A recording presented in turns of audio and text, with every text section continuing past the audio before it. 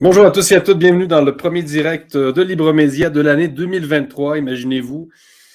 Et on a une invitée spéciale, encore une fois, pour débuter cette année-là.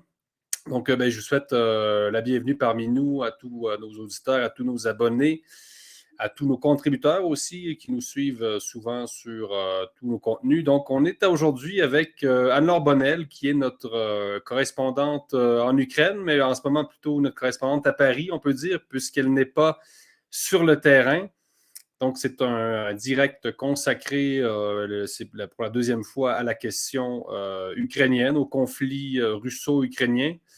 Avant de commencer, je vois que les gens se joignent tranquillement. Je vous rappelle que Libremédia vit principalement de ses abonnés. Donc, on a besoin de vous en 2023. Soutenir Libremédia, c'est soutenir également le travail de nos contributeurs, comme Anne-Laure Bonnel. Donc, bonjour à vous, Madame Bonnel. Bonne année. Bonjour Jérôme, bonjour à tous, bonne année. Ravi de vous retrouver.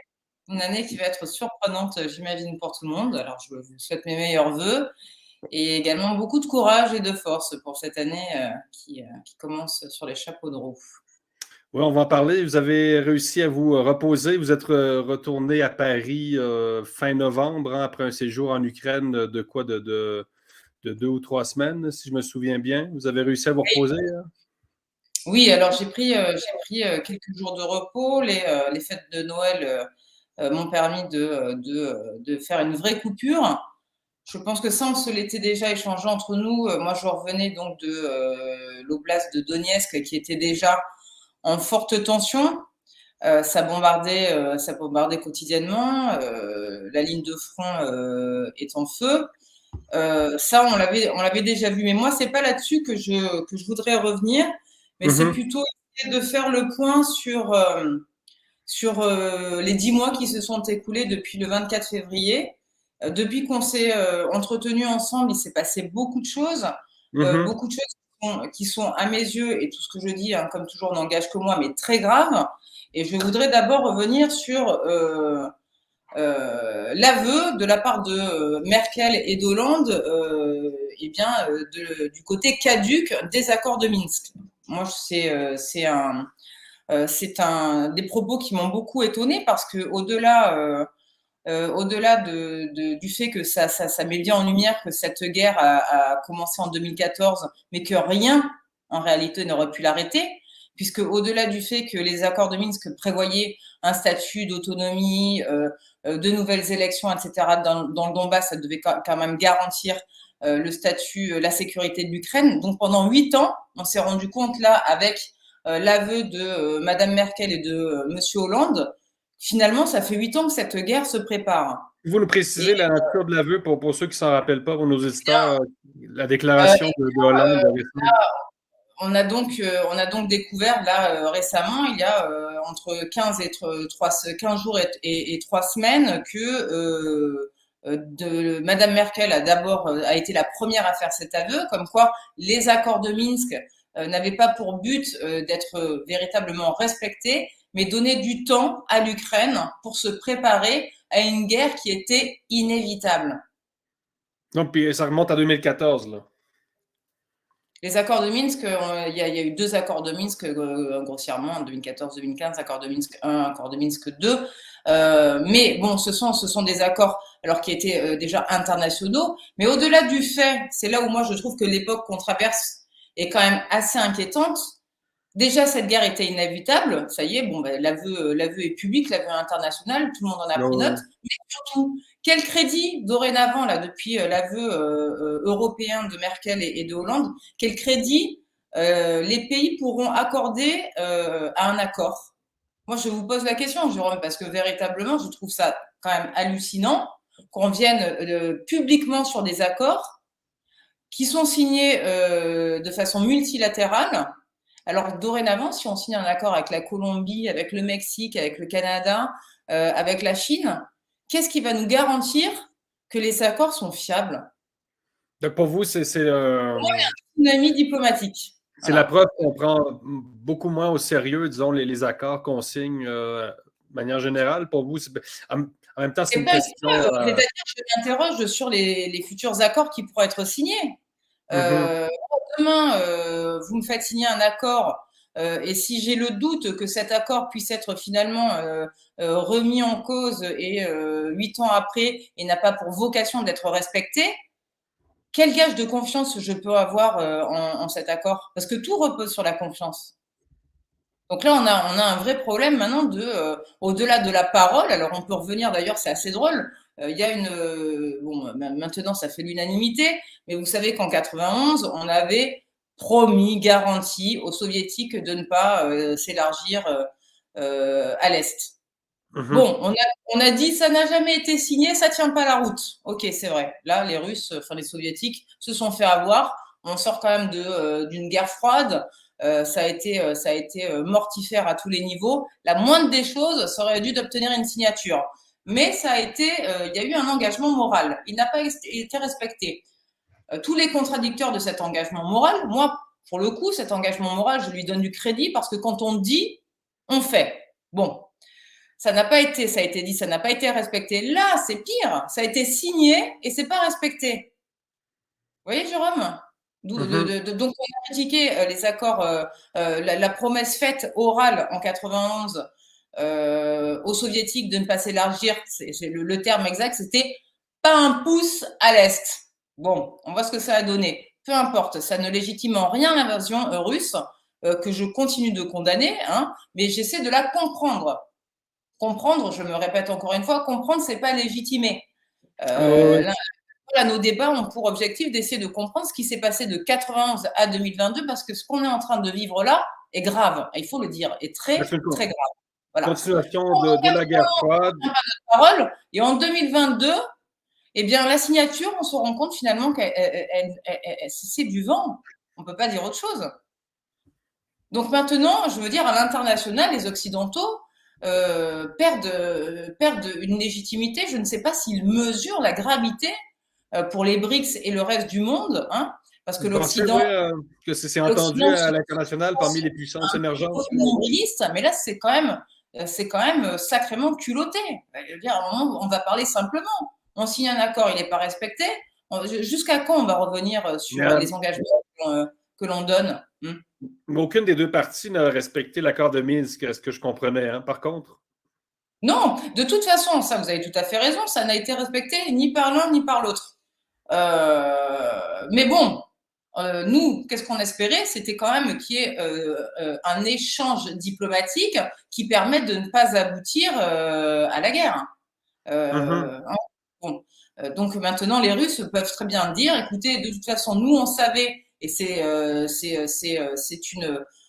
repris dans certains cercles, on savait qu'il allait y avoir une offensive, nous avons attaqué les premiers pour ne pas avoir l'OTAN à nos portes. Vous voyez, c'est sans fin. Ce qu'on est en train de se rendre compte là, mais qui a été éclairé par de nombreux penseurs et politologues, c'est finalement que depuis 91, c'est-à-dire hier, toute la sécurité en Europe est extrêmement fragile. On parle du non-élargissement à l'Est. Mais est-ce que vous savez, ça je vous l'ai déjà dit, il faut quand même aussi retourner dans l'histoire. En 94, avant les fameux mémorandums, le fameux mémorandum de Budapest, dont tout le monde parle pour dire, oui, violation du mémorandum de Budapest. Oui, c'est vrai. La Russie a violé le mémorandum de Budapest. Mais c'est pas la seule. Les États-Unis l'ont fait en 2006. Comment ils l'ont fait? En ne Donc, respectant pas le point numéro 3 qui laissait entrevoir non-engagement ni interférence politique, en finançant des partis politiques en 2006 et en 2004 officiellement, hein, il suffit d'aller sur Wikipédia, bon, eh bien, il y a de l'ingérence. Donc, depuis 91, cet affrontement entre la Russie et les États-Unis couve. Avant les mémorandums de Budapest, en Ukraine, on a déjà 2 référendums pour l'autonomie en 94, hein, pour l'autonomie de Lugansk, Donetsk et la Crimée, qui là sont votés à Kiev et qui n'ont pas été respectés. Le référendum était pour une autonomie. Donc ça fait, depuis 91, ce que je suis en train de vous dire, c'est que là-bas, c'est très compliqué. Et l'aveu, c'est pour ça que moi j'ouvre un peu là de façon, je suis énervée, je vous le dis, l'aveu de Merkel et de Hollande de revenir sur les accords de Minsk, quand on voit que depuis 91, c'est un bazar sans nom qui n'a jamais été finalement réglé, la fin de la guerre froide n'a pas été réglée, de revenir sur cet accord. Dorénavant, comment la communauté internationale va se mettre d'accord? Sur quoi va reposer la confiance? Là, moi, je continue de regarder énormément de plateaux, J'insiste, etc. Tout le vous monde dites, parie sur la défaite russe, mais non, il ne va pas y avoir de défaite russe. Il va falloir aussi, à un moment donné, le dire, ça. Hein, y a pas... Deux éléments. Vous dites, d'une part, que ce non-respect des accords de Minsk de 2014 est entendu par les puissances émergentes et vu comme un signal comme quoi l'Occident ne respecte pas ses engagements. Vous pensez que ça a cette résonance-là, par exemple en Chine, en Turquie? Vous pensez que c'est... Évidemment. Ouais. Il suffit d'aller regarder sur les forums, les pages d'ambassades, etc. Hein, c'est très simple. Vous travaillez en source ouverte, en open source. Vous regardez comment ça a été reçu. Le reste du monde est choqué par le non-respect par les déclarations de Hollande et Merkel. Et là où ça me choque le plus en tant que Française, parce que je sais que le président français, M. Macron, est très critiqué. Mais il n'empêche que c'est le seul président à avoir tout fait pour garder le contact avec Poutine, et il a raison. Et il doit continuer. Malgré les livraisons d'armes, etc., notre président français tente de garder le contact. On ne sait pas ce que ça va donner. En ce moment, c'est compliqué, mais il garde le contact. Qu'est-ce que fait Hollande derrière? C'est là où là, j'en veux aux socialistes. Hollande, en décrédibilisant les accords de Minsk, il empêche toute forme de négociation pour Macron avec Poutine. Parce que c'est la France qui est en train de desservir Hollande en faisant ça. Vous voyez? Et Macron, deuxième élément, vous dites que finalement, l'Occident, mais peut-être la Russie aussi, prépare la guerre depuis 1991, finalement, en Ukraine. C'est un peu ce que vous dites, là. C'est grave. Alors, ce que je dis, c'est que l'Ukraine, comme vous le savez, on en a déjà parlé à plusieurs reprises. L'Ukraine a toujours été un pays pivot. Hein, il faut relire Le Grand Échiquier de Brzezinski.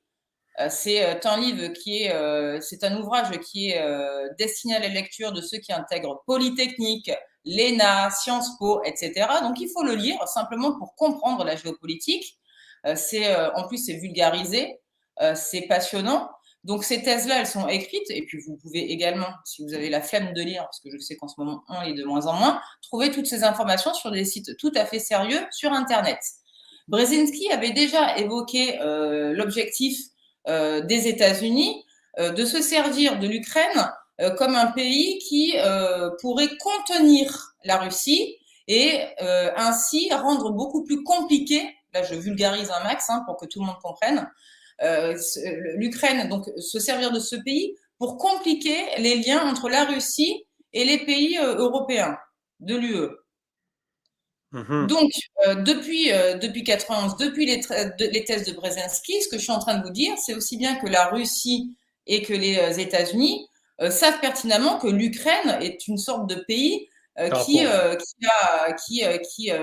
un espace un peu de jeu. Hein. Je suis navrée parce que c'est un jeu dramatique, c'est un jeu tragique, c'est un jeu meurtrier, où on constate là maintenant, bientôt, on a du mal à avoir accès aux morts, mais on y reviendra au nombre de décès.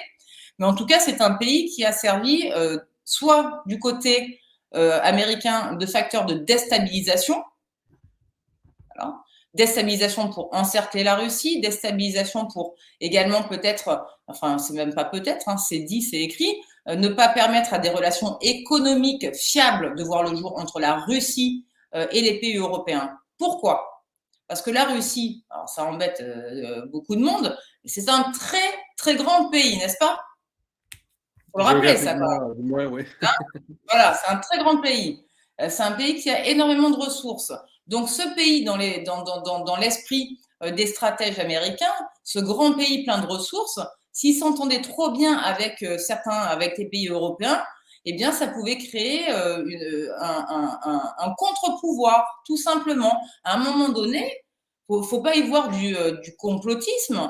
Hein. La politique, c'est de la géopolitique, c'est de la stratégie. Tous les pays souhaitent être hégémoniques, ni plus ni moins. Quand vous avez compris ça, vous avez tout compris.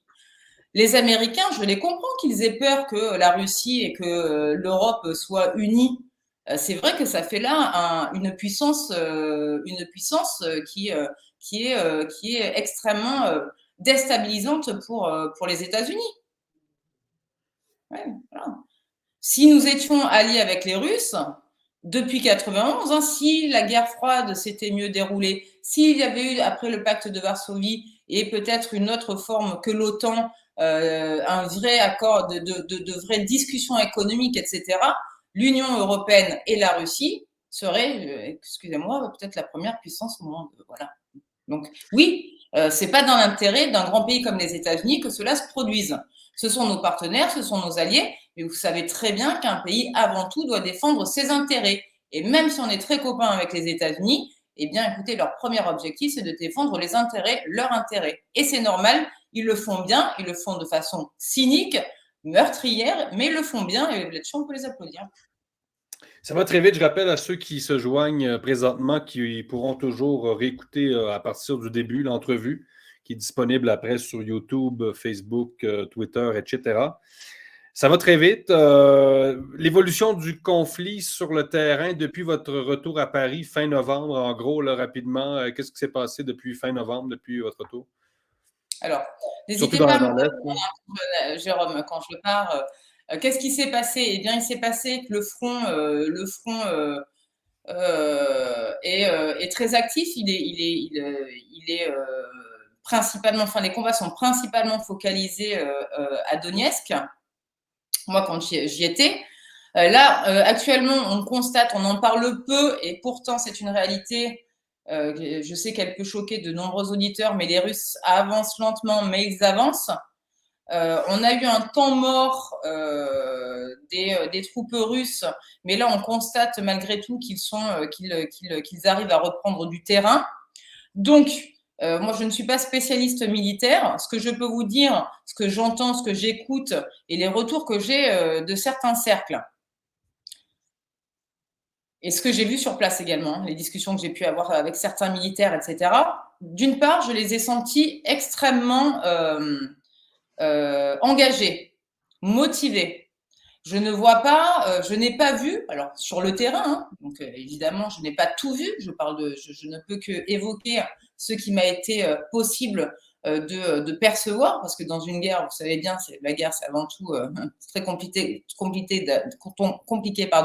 d'accéder à des sources, mais ces choses-là se sentent. Et je peux vous dire que les gens dans Donetsk, supportent l'effort de guerre russe, sont pas pour les mêmes raisons, mais comprennent la guerre qui se joue là-bas. Hein, voilà, alors, pas pour les mêmes raisons.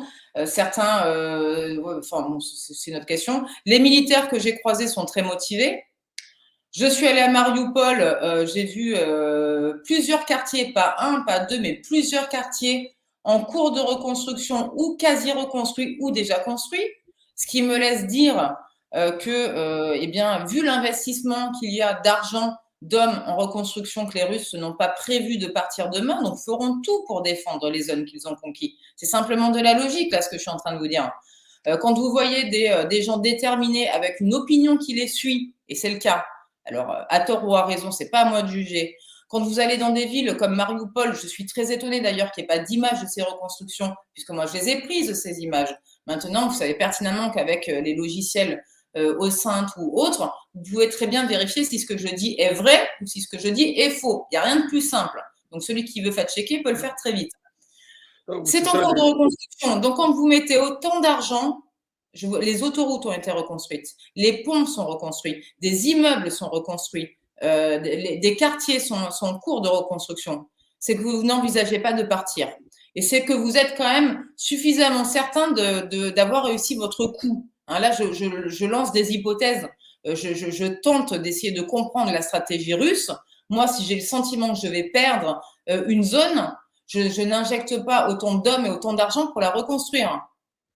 Voilà, c'est un constat. Donc, vous dites, la Russie n'est pas prête d'abandonner, malgré ce qu'on peut entendre en Occident. Donc, des investissements massifs. Pardon? C'est ce que j'ai vu. Voilà, oui, beaucoup d'argent, beaucoup de reconstruction, des autoroutes, en veux-tu, en voilà, des camions de transport partout dans les coins, sur les routes, etc., qui vont sur des chantiers. Ça reconstruit, oui. Donc, on n'a pas du tout le sentiment d'une fuite quelconque, du tout. On ne sent pas un désengagement et ça ne se voit pas. Les images que j'ai pu mettre en ligne, et il y en a d'autres, elles viendront, montrent également que ce qui a pu être construit, je ne sais pas avec l'aide de qui, ça c'est une question à se poser, mais a dû engager des fonds financiers conséquents. Voilà ce que je dis au regard de ce que j'ai vu. On invite les lecteurs, nos auditeurs, pardon, à aller lire les articles, les 4 articles que vous avez publiés sur Libremédia qui sont très instructifs. À quel point les informations qu'on reçoit sont fiables? Évidemment, c'est une guerre d'informations. Moi, ce que je vois, par exemple, dans un journal comme La Jornada au Mexique, c'est qu'on fait une espèce de mix. On prend de l'information et de l'agence de presse russe, et de l'agence chinoise, de l'agence France Presse. On fait une espèce de mélange. On essaie d'aller voir au milieu de ce que nous disent tous les médias et les agences. L'Occident n'a plus vraiment accès aux sources d'informations russes. Comment, pour la personne qui nous écoute, qui aimerait savoir comment je fais pour lire la situation, est-ce qu'il y a moyen de savoir, évidemment, vous nous informez, puis vous êtes une source d'information directe et fiable, mais dans les médias, là, qu'est-ce qui est vrai, qu'est-ce qui est faux, en gros? Alors, une grande question. C'est très difficile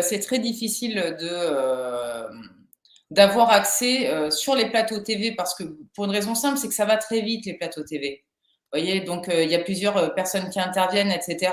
Souvent avec des points de vue définis et parfois n'ont pas été sur le terrain. Donc les informations, quand ces informations-là sont reprises et qu'elles dépendent soit d'agences ukrainiennes ou d'agences russes, elles ne peuvent pas être fiables parce qu'aussi bien les Ukrainiens que les Russes font de la propagande de l'information et c'est normal, c'est la guerre.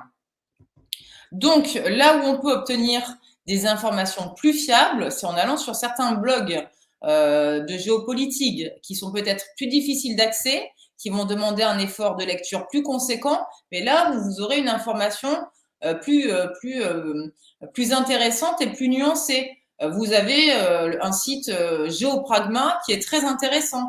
Vous avez accès à l'école de guerre, à des rendez-vous entre militaires qui expliquent l'état des forces armées, qui permettent de comprendre. Vous avez certains analystes américains ou autres qui sont repris par des anciens du renseignement ou des économistes, je pense ou à des généraux, Monsieur Desportes, Monsieur Juillet, le général Pinatel. Vous avez également Emmanuel Todd, là, qui a pris 1 an de réflexion.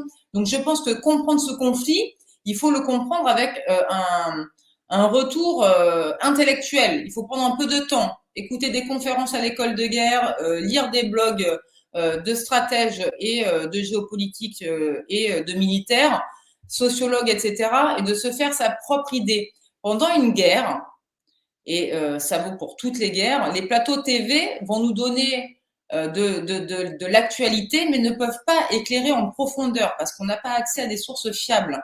Ça, c'est une. Alors, on ne peut pas faire autrement.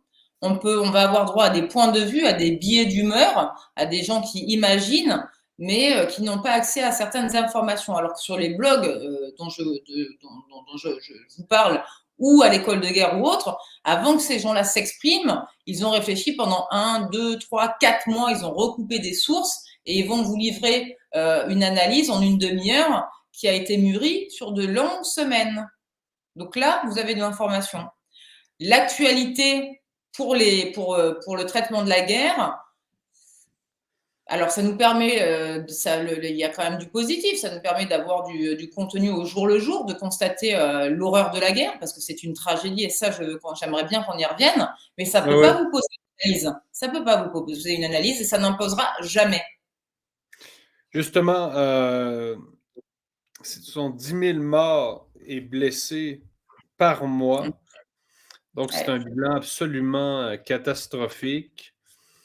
Donc là, oui, les Russes et les Ukrainiens sont d'accord. Pour une fois, ils auraient environ 100 000 morts de chaque côté.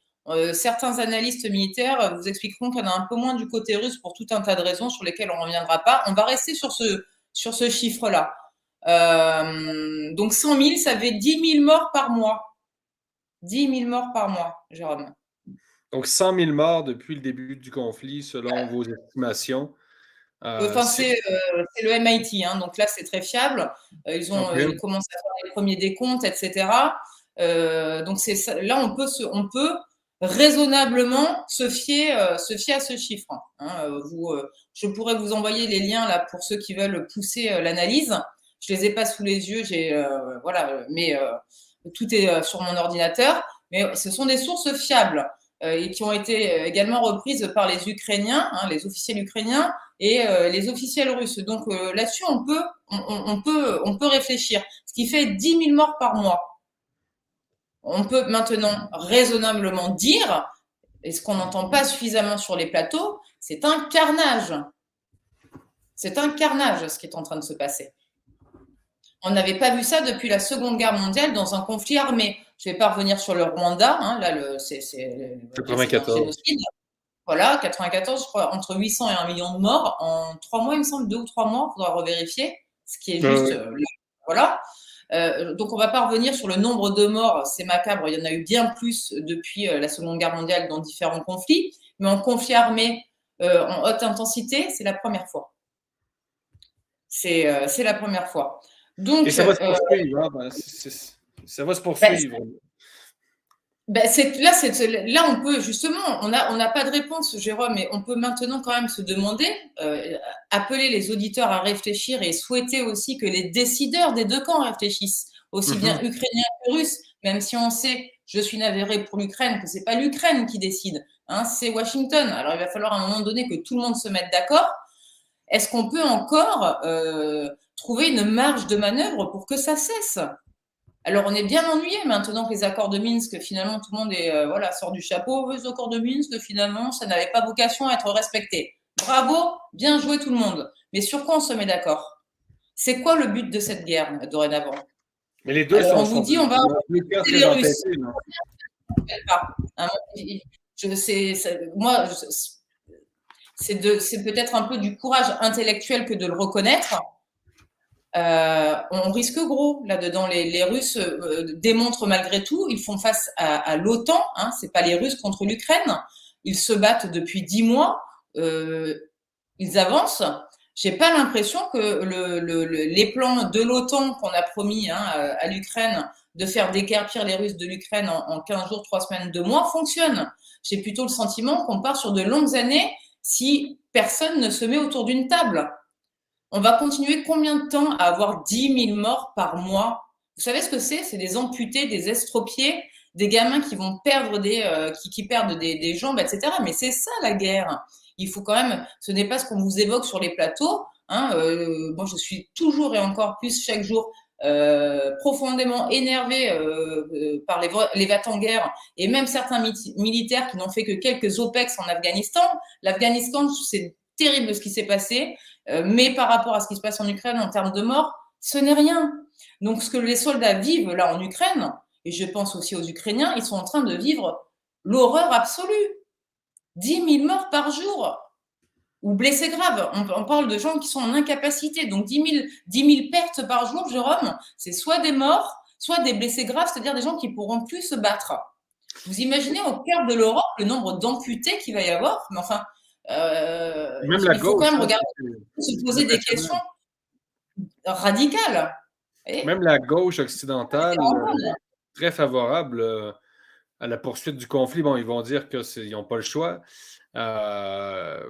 Mais quand même, c'est intéressant d'observer quand même que c'est la gauche, des fois la gauche libérale au Canada, par exemple, qui est favorable à l'envoi massif d'armement.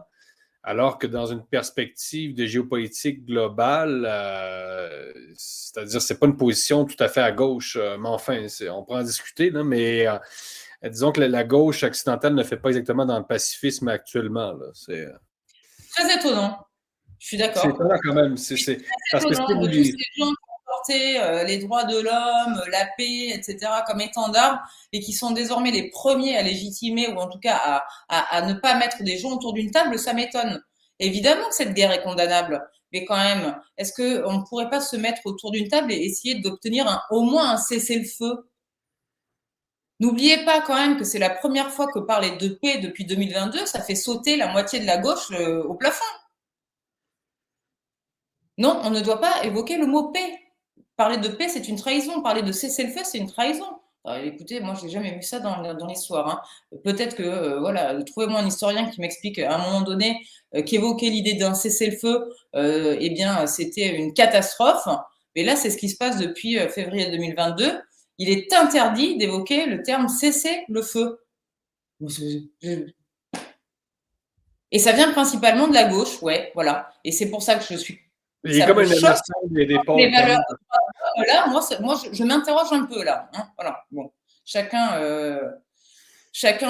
injectera ce qu'il veut dans ce terme, mais pour moi, la gauche, ça incarne l'universel et ça incarne en tout cas au moins l'art d'essayer de négocier la paix, hein, par l'universalisme, par le respect d'autrui, par l'écoute, une certaine forme de sagesse, etc. Hein, c'est ces termes-là que l'on évoque quand on parle de la gauche. Or, on voit aujourd'hui que les plus réticents et parfois même les plus belliqueux sont de gauche. On a c'est une forme d'inversion des valeurs. Bon. Ben oui, il y a vraiment une inversion du clivage depuis la pandémie. D'ailleurs, on n'ira pas là parce que, bon, le temps est limité. Là. Mais depuis la pandémie, il y a une sorte d'inversion du clivage gauche-droite. Puis ça se voit aussi en géopolitique. Pardon? Et tout le monde a perdu un peu la tête. Il y a beaucoup de gens qui marchent sur la tête, là. Ah, oui.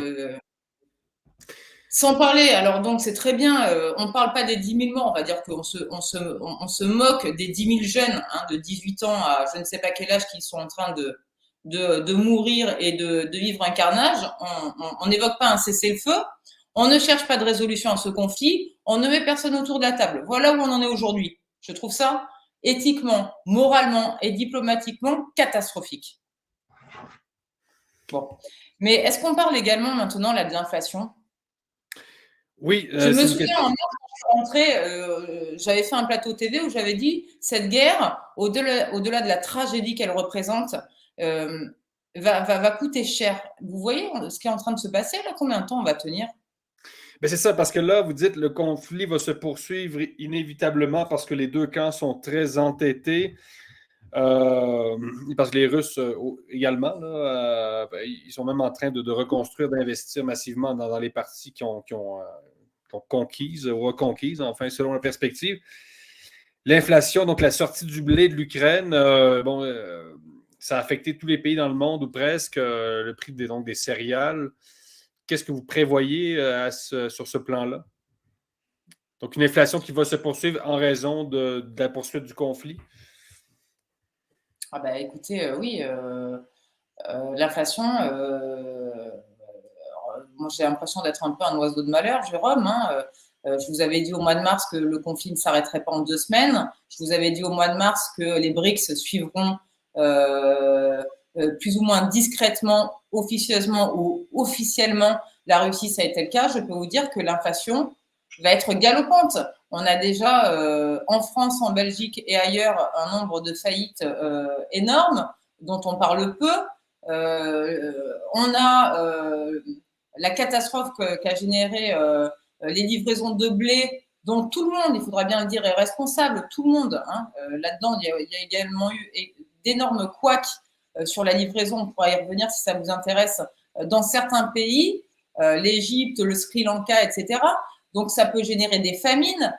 Les Occidentaux ont été préservés. Ils ont reçu leur cargaison de céréales, etc. Donc, il y a de l'inflation, mais ils ne se sont pas rendus compte. Par contre, ce qu'on dit moins, mais qui est incontestable, c'est qu'on a de nombreux pays africains ou pays émergents qui en ont fait les frais de l'absence de cette livraison de blé. Et pour nourrir le bétail, etc., et pas que les individus, c'est une catastrophe aussi bien humaine que économique. Là, en 2022, ça a quand même pas mal bombardé. Comme vous le savez, l'Ukraine, c'est le premier pays avec la Russie producteur et exportateur de blé. Je ne vois pas trop ce que ça va pouvoir donner en termes de récolte de blé avec la guerre qu'il y a. J'imagine que les champs doivent être minés. Donc, plus cette guerre continue, moins elle va permettre aux agriculteurs ukrainiens de pouvoir travailler normalement. Déjà, l'année 2022, on l'oublie. Il n'y a pas pu avoir de récolte d'agriculture sérieuse et conséquente avec la guerre. C'est pas possible. Bon, Donc, la qu'est-ce qui va question se passer en 2023 et 2024? C'est une vraie question. Là, il faut voir avec des économistes, mais moi, je mets mes deux mains à couper que ça va être catastrophique.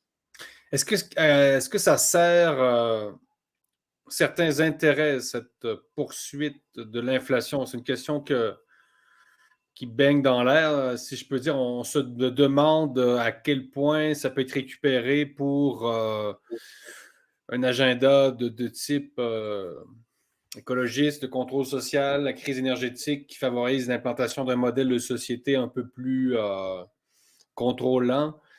Parce que quand même, on poursuit, on continue à livrer des armes. On sait que les Russes sont très résolus. Non, moi, je suis beaucoup plus cartésienne. Je pense simplement que là, on a tout un tas d'hommes hein, et de femmes, d'hommes et de femmes qui se sont pris dans un engrenage dont ils n'arrivent plus à retrouver la marche arrière. Vous savez, c'est très facile de rentrer dans une guerre, très facile. C'est plus difficile d'en sortir. Maintenant, il y a l'hubris, il y a l'ego, il y a la honte devant son peuple, il y a tellement de promesses qui ont été faites. Il y a évidemment le lobby des armes. Bon, bah ça économiquement, c'est un secret polichinelle, hein, mais on sait très bien que ça, c'est extrêmement. Pardon? Oui, oui, C'est rentable. j'ai Ça lu permet récemment qu'il y avait fait que beaucoup de tester. d'argent en 2022. Le lobby des Mais armes s'est beaucoup enrichi, effectivement, l'industrie des armes. Ouais, voilà. évidemment.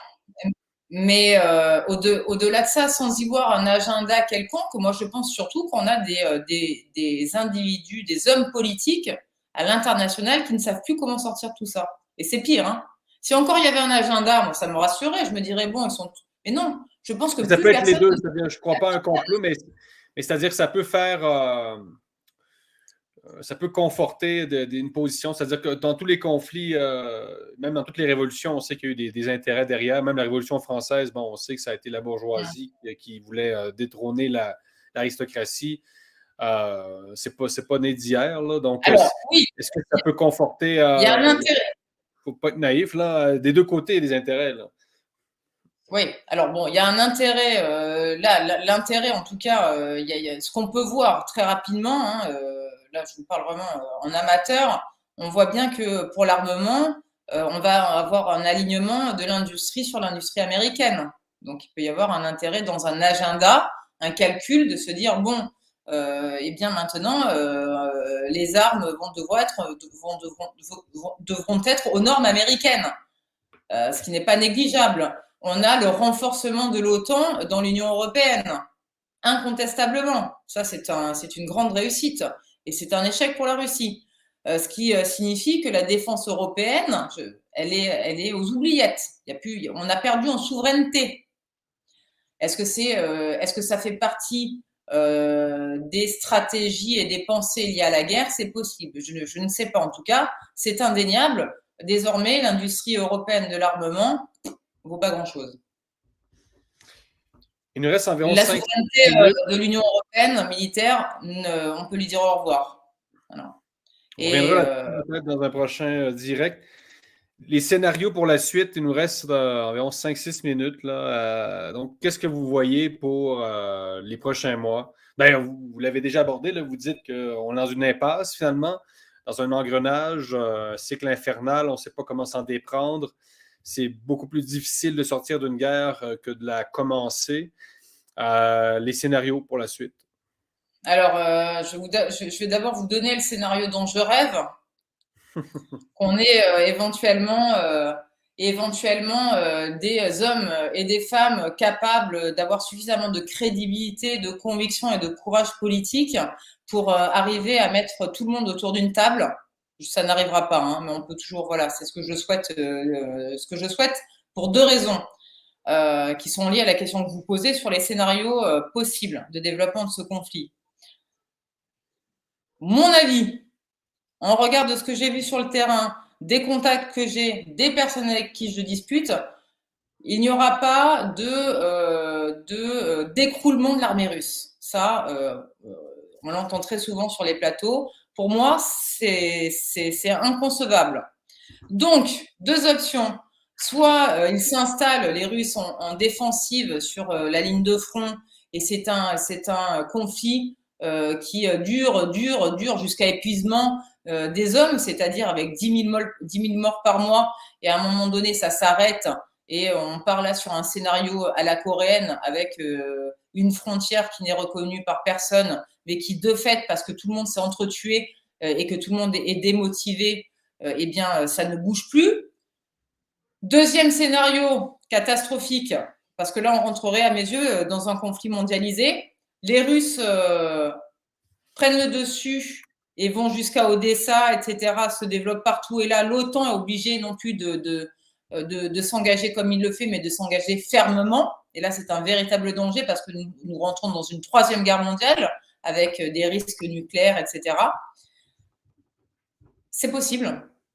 C'est possible, c'est possible. Vous savez,